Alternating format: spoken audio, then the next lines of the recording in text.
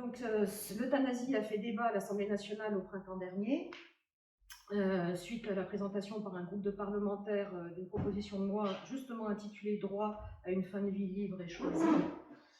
Et donc, le comité Caluire et Cuire en Marche a souhaité inviter Jean-Louis Touraine, député du Rhône, professeur de médecine, auteur d'un livre paru en 2019 intitulé, d'ailleurs je l'ai là, comme ça je fais un petit coup de pub au passage, donc intitulé Donner la vie, choisir sa mort, qui parle aussi de bioéthique, et bien entendu membre du groupe des parlementaires ayant fait cette proposition, donc pour nous éclairer et en débattre avec nous. En tout cas, un grand merci à vous, professeur, d'avoir accepté notre invitation. C'est un vrai plaisir de vous avoir ce soir. Merci Françoise, merci toutes et tous de m'accueillir. C'est un plaisir de débattre avec vous de cette question et je vais essayer d'être le moins long possible pour qu'on ait justement un temps d'échange sur ces questions. En quelques mots, d'abord, d'où venons-nous? Quelle était la situation? Replaçons-nous plus d'un demi-siècle en arrière. Quand on avait une maladie très grave, cancer généralisé, maladie de Charcot, autre maladie, on décédait assez vite. Dès qu'on avait des métastases d'un cancer, dès que la maladie de Charcot comportait des paralysies des muscles digestifs et respiratoires, on mourait. Se sont mis en place des moyens qui assurent une survie plus longue. Non seulement la longévité a augmenté, mais la longévité de la fin de vie s'est prolongée davantage, puisque aujourd'hui 60% des cancers sont curables, et parmi ceux qui ne sont pas guéris, tous quand même bénéficient de soins qui offrent 1 an, 2 ans de survie, au début dans des conditions très acceptables, et il n'est pas question de remettre en cause le bénéfice de tout cela. Pour la maladie de Charcot aussi, on permet aux gens de survivre malgré cette paralysie progressive. Vient-on un temps où, malheureusement, aujourd'hui, on est dans ce qu'on appelle l'impasse thérapeutique, c'est-à-dire qu'on ne peut plus rien faire, sinon prolonger d'une façon très artificielle et pénible, pour le malade d'abord, parfois aussi pour son entourage, et même pour les soignants, cette agonie. Et donc c'est de cela dont il s'agit. On ne parle pas de gens qui, au début d'une maladie grave, disent « Oh, mais moi je ne veux pas subir les complications liées à cette maladie ou les traitements ». Non, on est dans le cadre de malades qui sont en fin de vie, en impasse thérapeutique, et pour lesquels certains disent « Je veux attendre la fin naturelle », et c'est éminemment respectable. D'autres disent « Je veux être dispensé d'agonie ». C'est très important de le percevoir parce que les différentes opinions sont toutes raisonnables, acceptables et respectables. Et donc nous devons respecter ceux qui pensent différemment de nous. Mais justement, la question est de pouvoir offrir à chacun, en fonction de ses convictions, le choix de la modalité qui lui convient. Et c'est cela qui manque aujourd'hui. Dans le passé aussi, je vous parlais du XXe siècle, quand un médecin considérait que le malade n'avait plus que des affres de douleur devant lui, le médecin administrait ce qu'on appelait à l'époque les cocktails lithiques, c'était l'addition de 2, parfois 3 molécules, qui étaient administrées dans les services hospitaliers de façon régulière. Il y avait un gros inconvénient, c'est que très souvent, le malade n'était pas consulté ce soir. Et certains d'entre eux auraient préféré attendre peut-être, même si cette survie est de médiocre qualité, mais ils auraient préféré une mort naturelle plutôt que cette administration d'un produit qui raccourcissait cette survie terminale. Et puis, c'était, il faut bien reconnaître, une forme de paternalisme médical de l'époque où le médecin tout seul décidait, sans consulter quiconque, et il disait celui-ci peut encore vivre un peu, celui-là va mourir. Ce qui était un petit peu effectivement excessif. Et heureusement, cela a été changé. Mais rien n'a été mis à la place. Et de fait, il reste, et même plus encore aujourd'hui qu'il y a quelques décennies, des situations non rares dans lesquelles les gens sont véritablement dans une impasse et pour lesquelles il faut trouver une solution. Hier, c'était une administration qui était quelquefois faite à l'insu du malade, mais aujourd'hui, il n'y a rien. Et donc, les solutions qui ont été adoptées par différentes lois depuis le début du XXIe siècle ont essayé de trouver des possibilités. Et c'est vrai que la loi Claes-Leonetti a apporté, pour certains de ces malades, une solution. Elle propose ce qu'on appelle la sédation profonde et continue jusqu'au décès, c'est-à-dire que quand les malades sont dans cette phase-là, on les endort complètement. On espère qu'ils ne ressentent pas grand-chose, mais toutes les études qui ont été faites n'ont pas permis de prouver exactement le niveau de perception dans cette phase-là. On sait que certaines douleurs sont quand même perçues, mais pas du tout de la même façon que quand on est conscient. Et malgré toutes les études, et tous les spécialistes de ces états de sédation se reconnaissent dans l'incapacité de vraiment préciser quel est le niveau perçu par ces personnes pendant les semaines pendant lesquelles ils sont endormis. Et puis, il faut reconnaître que cette solution ne peut pas être durable de façon prolongée, cette sédation. C'est comme un peu une anesthésie générale qui serait maintenue quelques jours, mais on ne peut pas la maintenir plusieurs mois. Et donc le législateur de l'époque, c'était le mandat précédent, a décidé que la sédation profonde et continue devait être associée à un arrêt d'hydratation. L'arrêt d'hydratation, c'est-à-dire faire mourir de soif. Et la soif n'est pas perçue, bien entendu, de la même façon par quelqu'un qui est en sédation profonde. Par contre, ce qui se passe, dès lors qu'on arrête l'hydratation, c'est une modification du corps, une perte de poids, puisqu'on fait beaucoup d'eau. Les femmes encore plus que les hommes, paraît-il, à quelques pourcents près. Enfin, les uns et les autres, on a beaucoup d'eau dans notre corps, et cette eau, petit à petit, se raréfie, l'aspect tégumentaire se modifie, le teint est changé, des rides accélérées se développent, différentes odeurs apparaissent, enfin je ne décris pas, l'état devient de plus en plus, comment dire, c'est un corps qui dépérit avant que de mourir. Et puis l'insuffisance rénale aiguë s'installe, c'est la conséquence de la déshydratation. Mais comme on souhaite que le malade décède, l'insuffisance rénale aiguë n'est pas traitée, puisqu'il y a des moyens pour traiter l'insuffisance rénale. Mais là, on ne la traite pas, puisqu'on espère que ça va aboutir à la mort. Et donc, on induit la mort par les produits toxiques qui, normalement, devraient être éliminés par le rein, mais que là, les reins devenus défaillants ne peuvent pas excréter, et donc on induit la mort. Ceci ne se prolonge pas éternellement, bien sûr.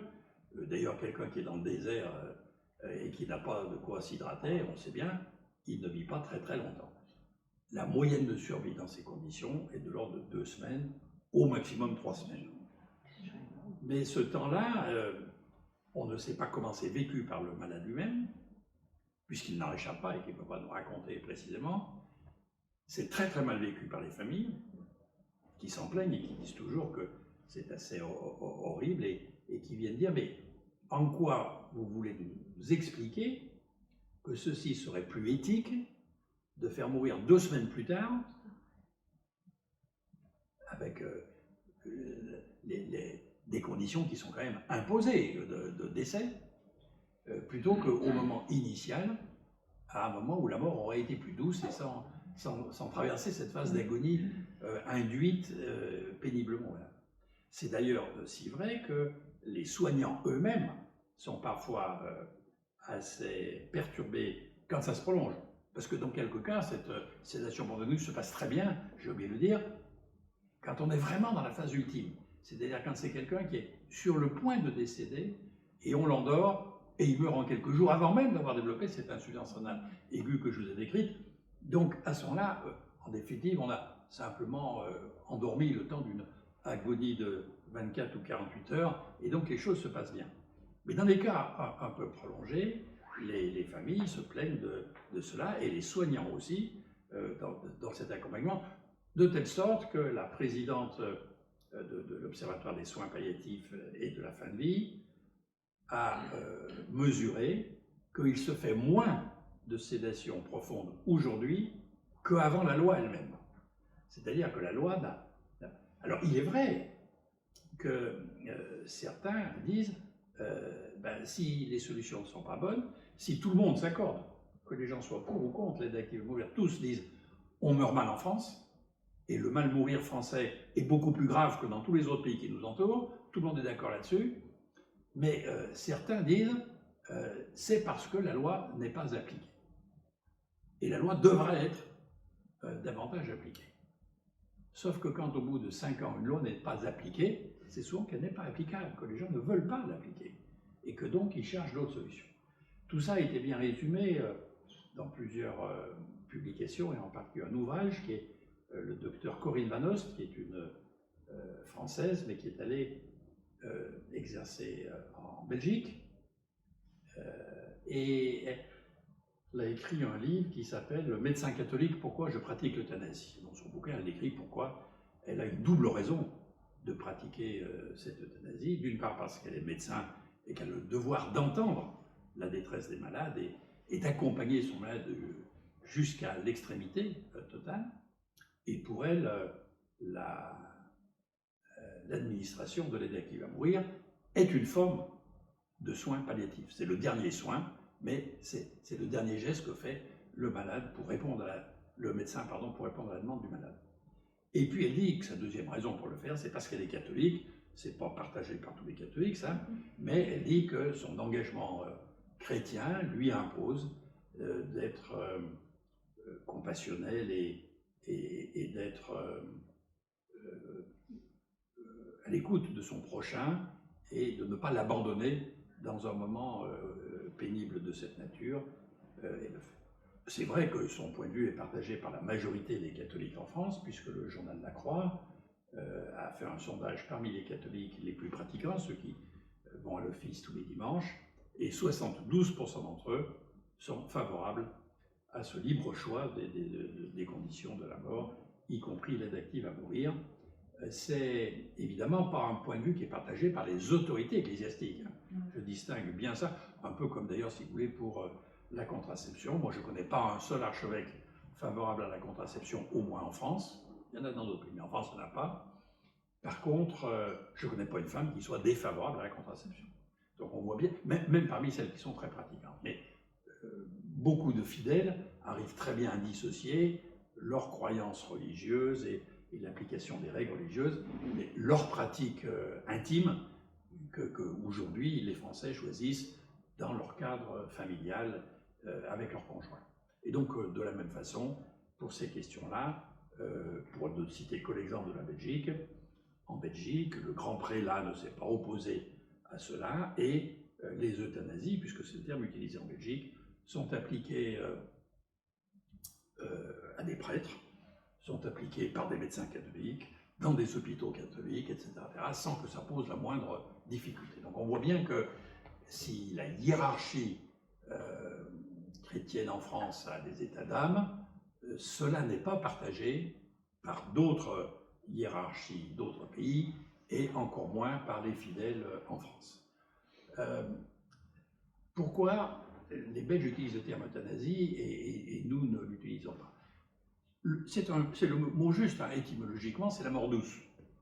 Thanatos, en grec. Donc c'est vrai, c'est des gens à qui on donne une mort plus douce que celle d'une agonie pénible. En France, malheureusement, le mot euthanasie a une connotation particulière. C'est le mot qui a beaucoup été utilisé, par exemple, sous les nazis, pour définir ce qu'ils appelaient la solution finale, et qui, par définition, étaient des euthanasies faites contre la volonté des personnes euthanasiées. C'est un terme qui est utilisé en France aussi pour parler de toutes les euthanasies clandestines, qui sont faites aujourd'hui même en France. 2000 à 4000 chaque année dans notre pays, dans les hôpitaux, à l'insu de tout le monde, puisque c'est illégal. Et si un médecin le disait, il serait traduit dans le Conseil d'ordre des médecins et même en justice. Quelques-uns l'ont été d'ailleurs. Donc c'est fait dans l'illégalité, mais c'est fait pour répondre à des détresses de certains malades. On le sait parce qu'une enquête a été faite par l'INED, hein, qui est un organisme très officiel, mais qui l'a fait sous couvert d'anonymat, parce que les gens ne l'auraient pas dit si leur nom avait été associé. Mais les médecins ont répondu objectivement, ce qui a été fait à condition de ne pas mettre leur nom associé à cela. Et donc, on voit bien qu'en France, quand on dit euthanasie, c'est très souvent quelque chose qui est fait sans la volonté de la personne concernée. Alors que là, cette proposition de loi veut répondre à quelque chose qui est la demande du malade, et le médecin ne fait que deux choses: vérifier que la demande est valide, c'est-à-dire que la personne est bien en fin de vie, en impasse thérapeutique et parfaitement capable de prendre une décision. que ce n'est pas un état dépressif, que ce n'est pas un état psychiatrique, que ce n'est pas quelqu'un qui est soumis à des pressions, etc. C'est quelqu'un qui est capable et qui prend sa décision, qu'elle réitère cette demande, après avoir eu tous les éclairages sur les solutions alternatives.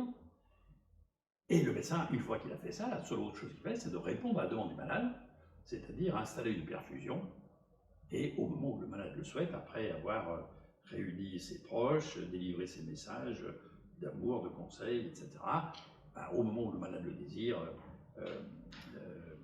ouvrir la perfusion qui administre un produit qui d'abord endort et puis ensuite entraîne un arrêt cardiaque dans des conditions qui ne sont pas permises. Le médecin ne fait pas, j'insiste beaucoup là-dessus, et c'est marqué dans la proposition de loi, le médecin ne fait pas de geste d'induction de mort. Le médecin ne tue pas. C'est très important de bien comprendre ça. Parce que sinon, le médecin trahirait ses engagements. Le médecin ne tue pas. Les malades le disent bien eux-mêmes d'ailleurs. Anne Baird, qui a écrit un livre là-dessus, une écrivaine qui est allée en Belgique pour avoir une aide active à mourir, elle le dit, elle avait une maladie de Charcot, hein, c'est la sclérose latérale amyotrophique qui donne cette paralysie des muscles des membres, puis des muscles digestifs, puis des muscles respiratoires, et qui donne une fin de vie atroce. Tous ceux qui ont vu des malades avec Charcot savent de quoi je parle. Généralement, c'est en 3-4 ans après le diagnostic, sauf quelques formes exceptionnelles, comme Stephen Hawking, que vous connaissez probablement, qui lui a mis 40 ans d'évolution, parce qu'il a une forme très lente d'évolution. Mais lui aussi disait, pas possible aux malades qui ont cette maladie, qu'on leur impose de survivre au-delà de ce qu'eux-mêmes peuvent subir. Et lui, c'était une forme lente, donc il a pu vivre, et heureusement, puisqu'il a fait des découvertes importantes, mais à un moment, il n'en peut plus, parce que c'était devenu vraiment trop insupportable. Mais chez les autres, c'est 4 ans, le plus souvent. Mais ce sont des fins de vie extraordinairement pénibles. Eh bien, Anne Baird disait, elle l'a écrit dans son bouquin, je ne demande pas, et puis Chantal Sébir aussi, que vous avez peut-être connu, qui a dit quelque chose à peu près comparable. L'une et l'autre disaient, nous ne demandons pas à quiconque de nous donner la mort. Nous aimons la vie. Anne Baird disait, j'adore vivre, je voudrais absolument pouvoir vivre. Et si quiconque me propose un traitement, je le prends tout de suite. Mais la maladie, elle me tue. C'est la maladie de Charcot qui me tue. Ce que je demande aux médecins, c'est un geste d'amour, c'est un geste de compassion. C'est donc, puisque je n'ai que 2 choix, une mort que je perçois comme terrible, avec une agonie pénible, ou une mort plus douce. Bon, il se trouve que moi, je choisis la mort plus douce. Aidez-moi à le faire parce que je n'ai pas les moyens, avec toutes mes paralysies, de pouvoir le réaliser toute seule. C'est uniquement, vous voyez, cette condition importante à percevoir, parce que dans les quelques détracteurs qui militent, vous entendez beaucoup de bêtises. Vous entendez dire, mais vous allez faire des médecins tueurs, etc. Non, le médecin ne tue pas là. C'est la maladie, et d'ailleurs c'est marqué dans la loi, c'est réputé mort naturelle de maladie, et non pas mort induite. Autre chose que vous entendez parmi ces détracteurs, des gens vous disent, oui mais on fait des conditions qui sont bien contrôlées au début, puis après il y a des dérives, et on pourra tuer n'importe qui, à la demande des familles quand ils ont des personnes âgées dont ils ne savent pas quoi faire, quand le gouvernement voudra faire des économies sur les retraites, voilà. La preuve que c'est n'importe quoi, en Belgique, on tue par euthanasie des enfants autistes. Dictite Monseigneur Aupetit, archevêque de Paris et médecin lui-même. Sauf que c'est un énorme mensonge. Le lendemain de sa déclaration, moi j'ai eu des appels téléphoniques d'une ministre belge disant exiger des excuses de ce prélat. Parce que quand on est archevêque, on a une parole qui porte. Ça serait M. Dupont qui dit une connerie, les réseaux sociaux sont pleins de fake news. Mais un archevêque n'a pas le droit de dire des mensonges comme ça. Il n'y a eu, m'a-t-elle dit, en tout et pour tout, depuis les 20 ans que la loi existe, et qui en Belgique peut s'appliquer aux mineurs. En France, on ne veut pas l'appliquer aux mineurs, mais en Belgique peut s'appliquer aux mineurs. Il n'y a eu en tout et pour tout, sur toute cette durée-là, que 4 mineurs qui ont eu une euthanasie, tous les 4 étant en fait adolescents et non pas enfants, tous les 4 ayant des cancers généralisés avec des douleurs atroces que les antalgiques n'arrivaient pas à corriger correctement, et ces adolescents demandaient eux-mêmes, ainsi que leurs parents, parce que comme ils étaient mineurs et que aussi que soit mis un terme à leur agonie, tellement elle était insupportable. Mais il n'y a pas eu un seul enfant autiste, évidemment. Mais évidemment, ça serait imbécile. Enfin, demain, pourquoi pas alors les myopes et les gens qui ont ici, ou je ne sais pas quoi. Enfin, oui, non, mais n'importe quoi. Hein. L'autisme, ce n'est pas une maladie grave. Enfin, c'est évident que non. Donc, méfiez-vous des fake news. Parce que ceux qui veulent aller contre inventent n'importe quoi pour essayer de discréditer ces mesures. Et autant je respecte parfaitement l'opinion de quelqu'un, voire même d'un prélat qui veut en chair professer que d'après lui, ce n'est pas respectueux du message de l'Ancien ou du Nouveau Testament, que sais-je, mais qu'il puisse faire cela, oui, mais pas en s'appuyant sur des mensonges, en s'appuyant sur ses convictions à lui. Je voudrais aussi ajouter quelque chose, puisque on va voir que dans les opposants, il y a deux catégories. Il y a la hiérarchie catholique, qui pèse énormément en France, dans toutes ses décisions, énormément. J'ai entendu tout à l'heure qu'il y a plus de 50, 51 ou 52% des Français qui ne croient plus en Dieu. Ils ne croient plus en aucune religion, ni en Dieu, ni en rien. Bon. N'empêche que chaque fois qu'il y a une question d'éthique, les premiers consultés, ce sont les ecclésiastiques. On ne va pas demander l'avis du comité d'éthique des francs-maçons. On ne va pas demander l'avis du comité d'éthique des libres penseurs, ou de tout ce que vous voulez. Des ecclésiastiques. J'ai été auditionné la semaine dernière par le comité national d'éthique, toujours sur cette question. Autour de la table, il y a des gens qui se sont présentés très courtoisement. J'en connaissais les 2 tiers, certains philosophes, d'autres médecins, chercheurs, etc. Et puis d'autres que je ne connaissais pas, donc qui sont présentés. Il y avait une seule journaliste dans toute la salle du comité national d'éthique, c'était la journaliste de la Croix.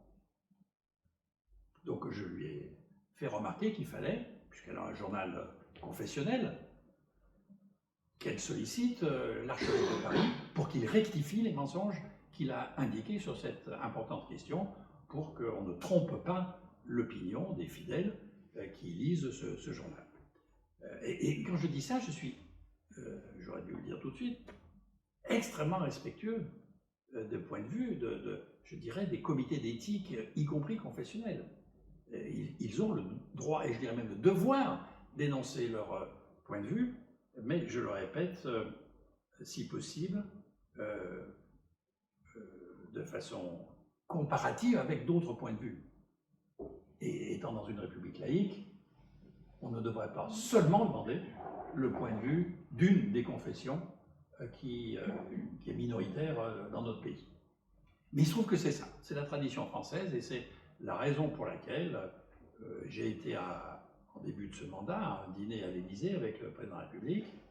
Et bien autour de la table, en dehors de moi, du ministre belge qui avait organisé la loi sur l'euthanasie il y a 20 ans, et de quelques autres personnes, eh bien il y avait Monseigneur Petit, le grand rabbin de France, un représentant des musulmans, le représentant des protestants, etc. Mais il n'y avait pas de représentant ni de la maçonnerie, ni de la libre pensée, ni d'autres philosophies, rien du tout. Seulement les représentants des religions. Donc on voit bien qu'on a quelque chose là qu'il va falloir un jour ou l'autre faire progresser, parce que je pense qu'il serait déraisonnable de se priver de leur point de vue, mais il ne faut pas que leur point de vue s'impose à la population dans son entier, surtout que la majorité de la population n'est pas de cette confession actuellement. Donc pourquoi l'imposer, pourquoi pas laisser le libre choix à chacun? Deuxième catégorie de personnes qui professent un peu contre ça, ce sont certains des médecins des soins palliatifs. Parce que les soins palliatifs en France ont été créés, à la différence de tous les autres pays. Je viens de vous dire tout à l'heure qu'en Belgique, l'euthanasie est effectuée dans les services de soins palliatifs. Alors des médecins qui considèrent que c'est une variété de soins, le soin ultime. En France, et c'est la raison pour laquelle dans les congrès européens, la France est toujours mise à part, les soins palliatifs ont été créés par une personne, il y a, je ne sais plus combien, 30 ans, je n'ai plus la date précise, qui avait un engagement contre l'euthanasie, qui à l'époque était un engagement assez largement répandu. Je vous rappelle que la première loi sur l'aide active à mourir celle du sénateur Henri Caillavet, qui remonte aux années 78 à peu près, mais qu'avant, il n'y avait pas eu de proposition de loi sur l'aide active à mourir.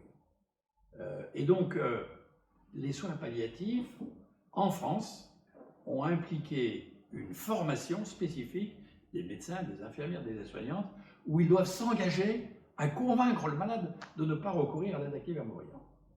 Et ils vous décrivent très bien, parce qu'on en a auditionné beaucoup, comment ça se passe. Le malade arrive dans ses services en disant « j'en peux plus, administrez-moi quelque chose qui me fasse mourir ».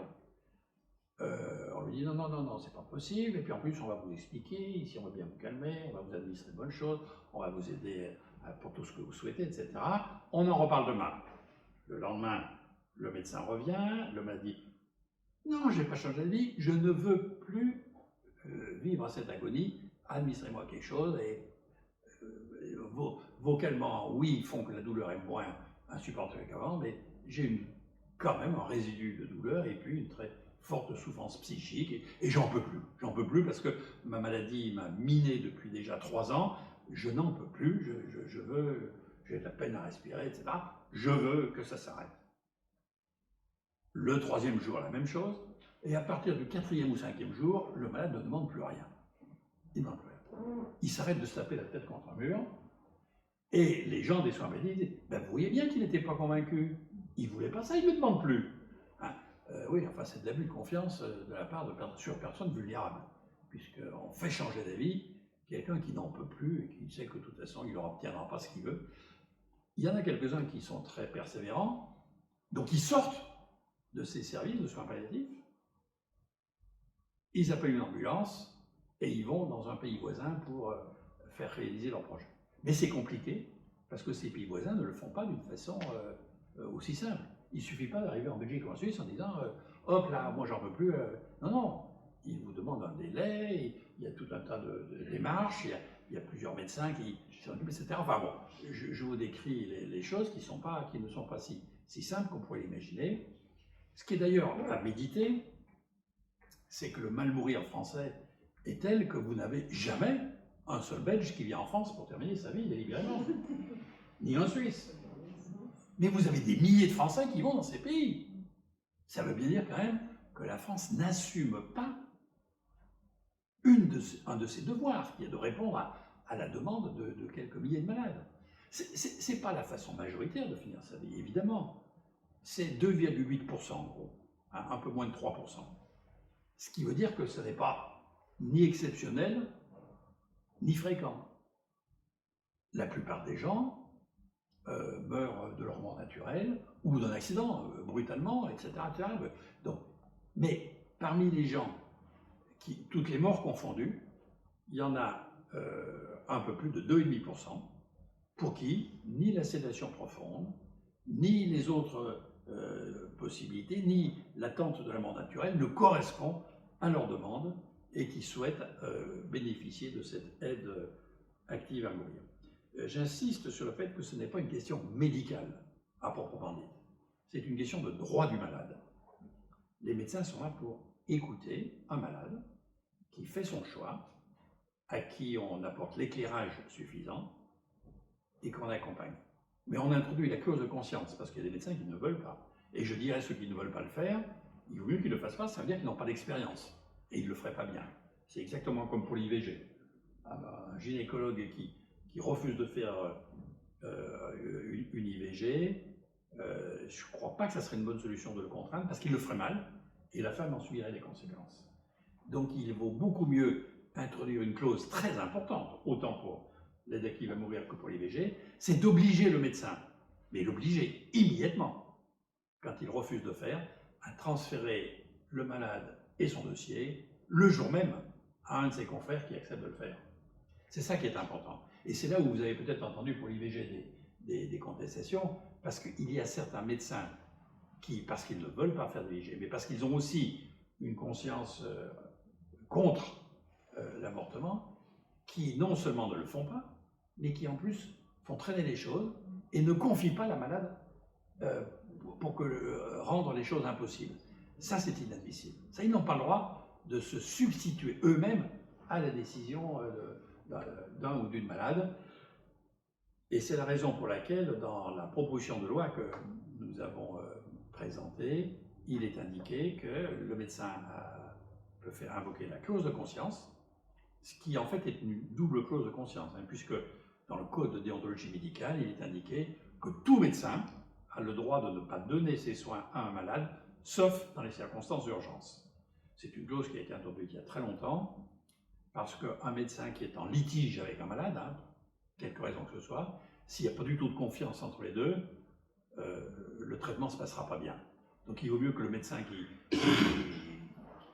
qui s'accorde mal avec son malade, qu'il confie le malade à un autre de ses confrères.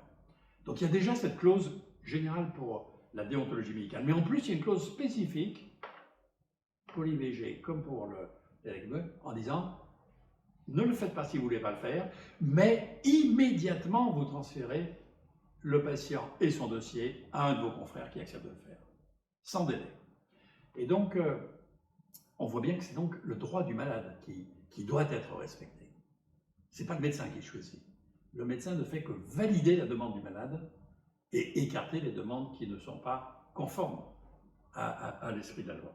Je vais donc, en juste quelques mots, vous dire où on est sur le plan législatif. Donc, dès le début de ce mandat, on a créé un groupe d'études que je préside, et c'est un de ceux où il y a le plus grand nombre de députés. On a fait un nombre très très important de réunions avec des auditions de beaucoup de personnes, de tous les corps de métier en France, venant de Belgique aussi, venant de Suisse.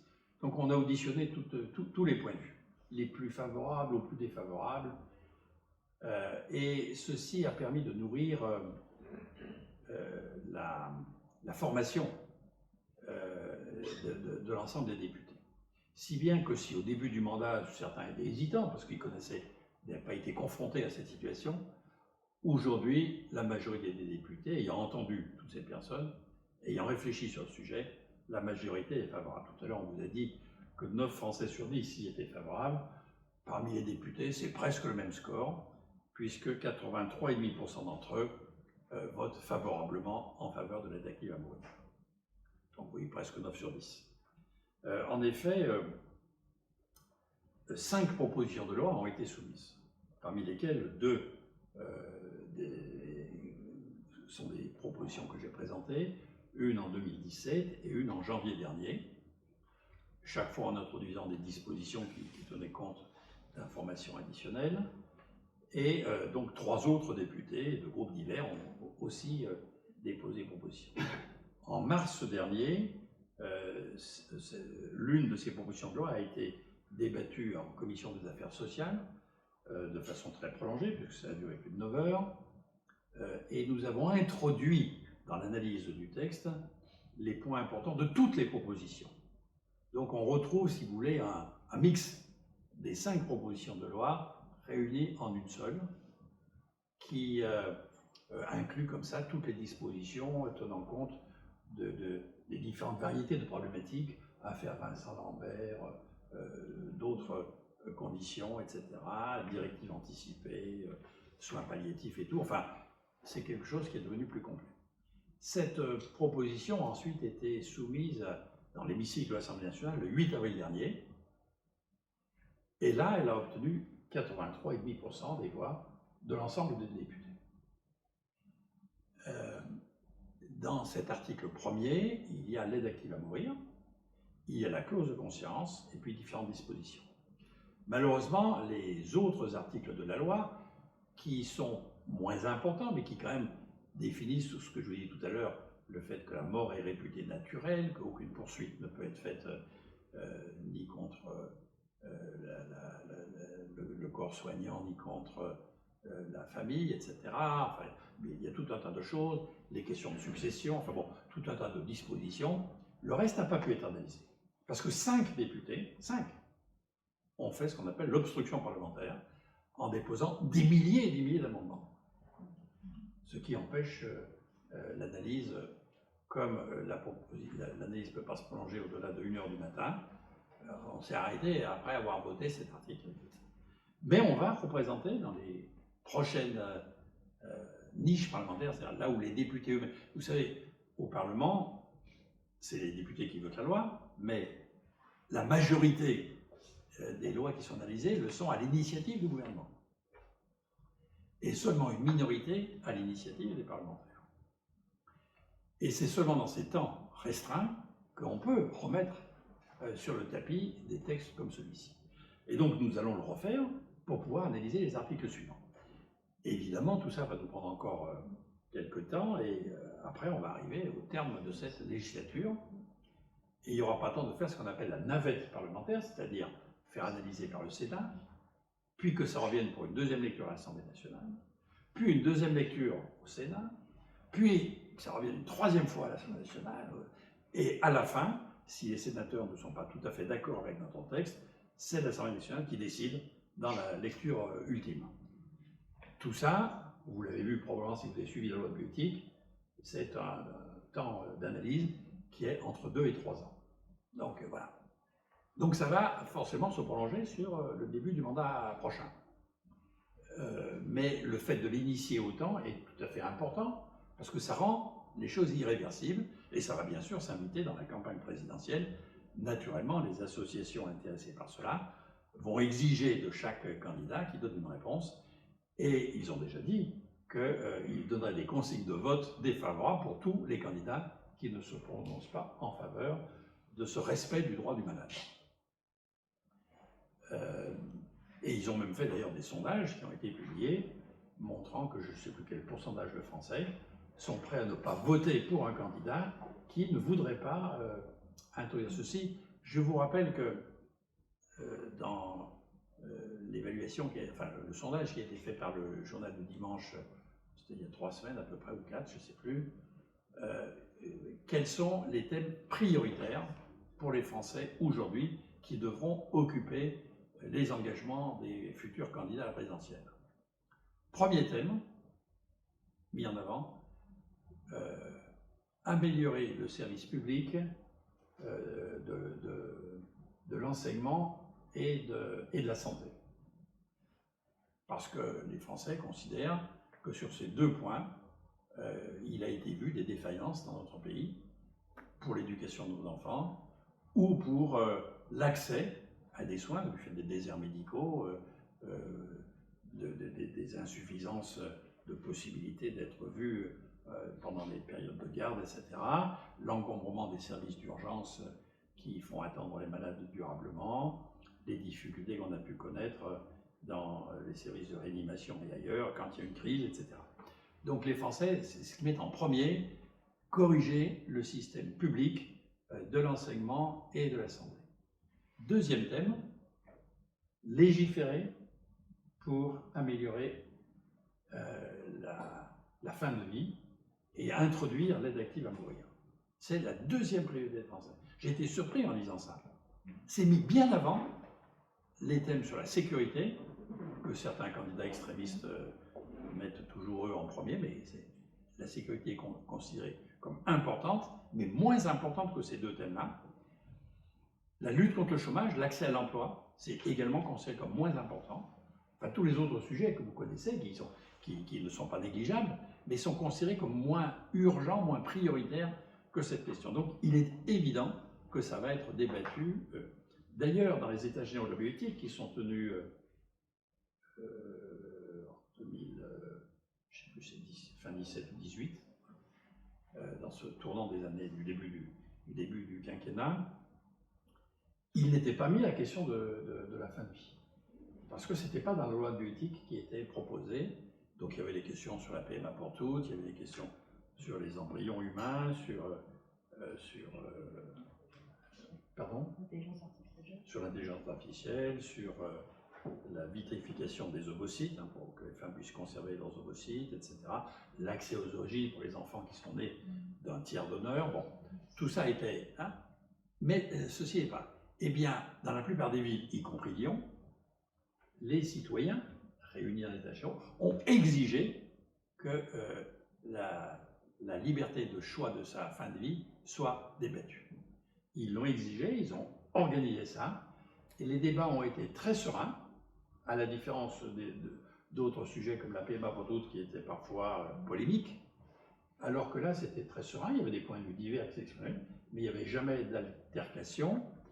Et bien entendu, la plupart aboutissaient, comme on le voit bien, à cette conclusion qu'il faut compléter la loi, qui est une loi bonne, mais qui a une lacune et qu'il faut absolument combler. Et donc,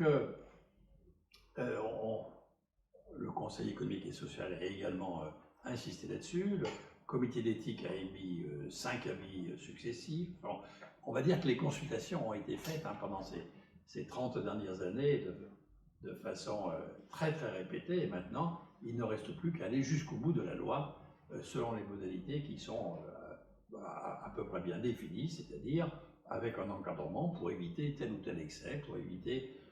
ce n'est pas au service public, en effet, d'accorder une fin de vie à des personnes qui ne seraient pas, du fait de leur maladie, véritablement en fin de vie. Je vais vous lire d'ailleurs le texte de ce qui a été voté, donc qui pour l'instant est le début de la loi sur ce sujet. L'assistance médicalisée à qui va mourir serait ouverte sous condition, donc il y a un encadrement qui doit être défini dans les décrets, à toute personne capable et majeure, en phase avancée ou terminale, d'une infection grave et incurable, parce que le cancer est une maladie grave, mais 60% guérissent, donc c'est pas acceptable, sauf quand on est dans la phase d'incurabilité totale, quelle qu'en soit la cause, provoquant une souffrance physique ou psychique qui ne peut pas être apaisée ou qu'elle juge insupportable. Bon, je vous passe tout un tas de textes pour bien entendu dire que le dispositif prévoit pour les professionnels de santé une clause de conscience spécifique. Le dispositif envisagé par la proposition de loi indique que la demande de la personne est évaluée par un collège de 3 médecins, dont au moins l'un est spécialiste de l'affection dont souffre le malade. Donc si le malade est en train de mourir d'un cancer, c'est un cancérologue qui doit être là parmi 3 médecins. Si c'est une maladie neurologique, il y a un neurologue, etc., etc. Ce collège est chargé d'examiner la situation médicale de la personne au cours d'un entretien, de s'assurer du caractère libre, éclairé, chaque mot est son influence, caractère libre, éclairé, réfléchi et explicite de la demande, ainsi que l'impasse thérapeutique dans laquelle la personne se trouve. La personne peut révoquer sa demande à tout moment, etc., etc. Il est également créé une commission nationale de contrôle et d'évaluation des pratiques relatives à l'assistance médicalisée à qui va mourir, qui est instituée auprès des ministres de la Justice et de la Santé pour vérifier, pour chaque rapport d'assistance médicalisée à qui va mourir, les conditions, le respect des conditions légales. Voilà. Cette commission est importante parce que pour l'instant en France, on a un manque cruel de données précises. Il n'y a pas d'enregistrement de ces données. Les morts sont enregistrés, mais les conditions précises ne sont pas enregistrées. La preuve, c'est que certaines sont dans l'illégalité et on ne connaît pas, bien entendu, le détail de cela. Il n'y a pas non plus de recherche dans les sciences humaines qui soit effectuée en France. Donc on est obligé de se baser sur les recherches effectuées soit en Belgique, soit dans les pays anglo-saxons, soit dans d'autres pays, mais la France n'effectue pas les recherches appropriées là-dessus. Et puis en France aussi, et c'est très important, on a beaucoup trop négligé la formation de l'ensemble des soignants. À ma génération, il n'y avait strictement rien sur l'accompagnement à la mort des malades. Chez les jeunes médecins, il y a un petit nombre d'heures de cours, mais très insuffisant, et qui ne valorisent pas l'accompagnement à la mort. C'est juste quelques indications sur l'utilisation des produits qui peuvent être donnés, mais il n'y a pas toute la dimension humaine, psychologique, et toutes les, en fonction de malades qui peuvent être dans des situations et avec des philosophies diverses qui doivent être respectées par le médecin dans ces conditions-là. Et c'est quelque chose qui est bien sûr à compléter. C'est aussi vrai d'ailleurs pour les infirmières, pour les aides-soignants. Et donc la formation qui fait défaut et qui explique d'ailleurs l'insuffisance cruciale des soins palliatifs. Parce qu'en France, 30% seulement des malades qui devraient avoir accès aux soins palliatifs bénéficient de fait des soins palliatifs. 30%, alors qu'on a fait 4 plans successifs, hein, donc pendant des dizaines et des dizaines d'années, de soins palliatifs. Donc au bout de 4 plans, on en est à ce niveau-là. Donc le 5e plan qui est introduit maintenant, ben, au lieu d'avoir 30% de malades qui y ont droit, on aura peut-être 35%, peut-être même on arrivera avec beaucoup de chance à 40%, mais sûrement pas la moitié, puisque la raison pour laquelle on n'y arrive pas, elle est très évidente, c'est parce qu'il n'y a pas de médecin et qu'il n'y a pas d'infirmière et d'aide-soignante. Or, former une infirmière 4 ans, un médecin 10 ans, hein, en gros, hein, surtout qu'il y a une formation, il faut le médecin, tout son parcours, plus la formation spécifique, additionnelle. Il faut d'ailleurs qu'il y ait une formation de médecin de soins palliatifs, d'infirmière de soins palliatifs, mais il faut aussi une formation de tous les médecins. Parce que l'objectif n'est pas d'envoyer dans des centres de soins palliatifs tous ces malades. Ça n'a pas de sens. Quand on est avec une survie qui doit se prolonger quelques semaines, on veut rester chez soi. Ou si on est dans un service, parce qu'on a besoin de soins compliqués, on veut rester dans le service où on connaît les médecins, les infirmières, et où notre famille a pris l'habitude de venir nous rendre visite. Nous déplacer pour les dernières semaines, c'est proprement intolérable, je dirais, inhumain. Quand on est âgé, on supporte très mal d'être changé d'environnement, mais on le supporte encore plus mal quand c'est pour sa fin de vie, et ne plus avoir ses repères autour de soi, plus avoir les murs qu'on connaît, plus avoir les personnes qu'on connaît. Donc ce qu'il faut développer, ce sont des équipes mobiles qui viennent de façon transitoire auprès des malades en fin de vie, et qu'elles délivrent un message auprès des médecins, des infirmières, des soignants qui sont autour du lit du malade, pour leur dire, bah, tiens, un peu plus de ceci, un peu moins de cela, bon. Mais ceci doit être fait par la totalité des médecins. Si vous relisez Roger Martin Dugard, La mort du père, tiens, mort d'insuffisance rénale chronique, celle-là, mal de Bright, on disait à l'époque, avec les téguments qui se couvraient de givre duré, etc. C'est très très bien décrit, le médecin de l'époque, Antoine, qui allait comme ça, il restait auprès des mourants pendant des heures et des jours. C'est plus possible dans la pratique médicale d'aujourd'hui. Donc le médecin, il vient, il reste un certain temps, mais il ne va pas rester toute la nuit et toute la matinée auprès du mourant, c'est plus possible ça. Donc il faut s'organiser avec des conditions qui tiennent compte des possibilités actuelles. Donc il peut y avoir des soignants qui restent durablement et qu'il y ait des gens qui viennent apporter la technique qui leur permet de faire en sorte que la mort soit la plus douce possible. Et c'est comme ça qu'on pourra relever l'ensemble des défis. Bon, j'avais promis de ne pas être trop long, je vais m'arrêter là. Je pourrais vous en parler pendant bien trop longtemps. Je veux juste conclure en disant qu'en définitive, on se retrouve, puisque j'ai pris cette comparaison tout à l'heure, aujourd'hui exactement comme l'étaient les femmes françaises en 1975. À cette époque-là, il y avait des femmes qui étaient très heureuses que leur grossesse se prolonge, même si elles n'avaient pas initié d'une façon parfaitement programmée, puisqu'à l'époque, les pratiques contraceptives n'étaient pas aussi bien maîtrisées qu'aujourd'hui. Donc les grossesses étaient faites parfois par hasard, parfois intentionnellement. Mais beaucoup de femmes étaient quand même contentes de ces grossesses, quelles qu'en soient les causes, et elles voulaient les prolonger. D'autres ne voulaient pas, pour des raisons multiples. Certaines d'ailleurs ayant été violées, ayant été victimes d'inceste, ou simplement ayant eu une relation avec quelqu'un qu'elle ne voyait plus et dont elle ne voulait pas avoir un enfant. On n'a pas à se substituer à leur réflexion. On peut leur donner des indications, mais c'est elles qui, à ce moment-là, décidaient. Et quand une femme décide, un homme aussi d'ailleurs, quand elle décide vraiment, elle a les moyens pour aboutir. Donc les femmes fortunées, qu'est-ce qu'elles faisaient? Elles allaient en Suisse, en Angleterre ou ailleurs, et elles avaient une IVG. Bon, et les femmes non fortunées?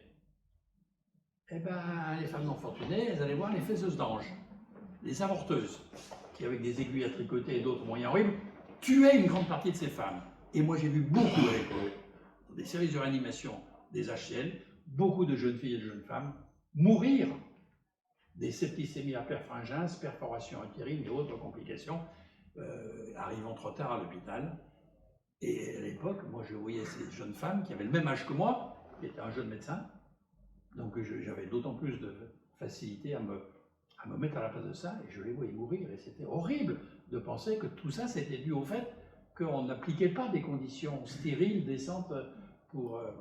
Eh bien, c'était devenu inéluctable. Et la loi Veil a introduit cette possibilité pour les femmes de choisir, simplement de choisir. Et bien là, c'est pareil. Les malades en fin de vie peuvent choisir ce qu'ils veulent qu'advienne de leur corps. De même qu'on choisit dans notre testament ce que nos biens vont devenir après notre mort, et bien là, on peut choisir si on veut attendre la fin naturelle ou si on veut avoir un produit administré qui va nous dispenser de l'agonie qu'on trouve insupportable. Donc, c'est exactement cette situation qui fait que c'est devenu inéluctable aujourd'hui.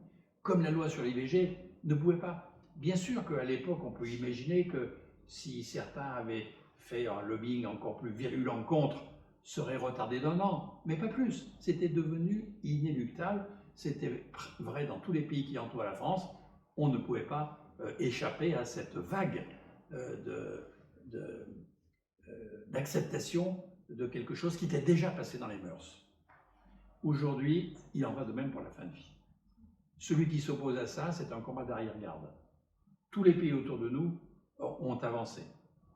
C'est quelque chose qui est légalisé en Belgique, au Luxembourg, aux Pays-Bas, en Suisse, en Espagne. C'est en partie fait au Portugal. Ça a été fait par les députés, mais le chef de l'État veut retarder les choses, mais bon, c'est inéluctable quand même.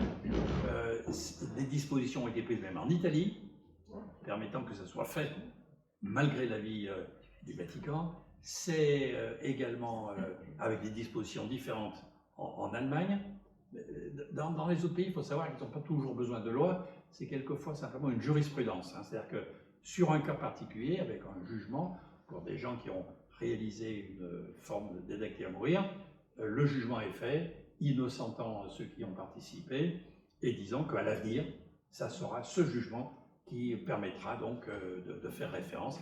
Et donc, bon, c'est bien entendu le cas au Canada, dans beaucoup d'États américains, en Australie, un peu partout dans le monde. Donc on voit bien que la France ne peut pas tenir durablement sur une position contraire. C'est donc inéluctable. Il y a que la seule interrogation, c'est de savoir s'il faudra encore des mois ou des années pour atteindre l'objectif qui est maintenant inscrit dans l'évolution. Voilà, j'ai promis de ne pas être trop long, donc je vous écoute.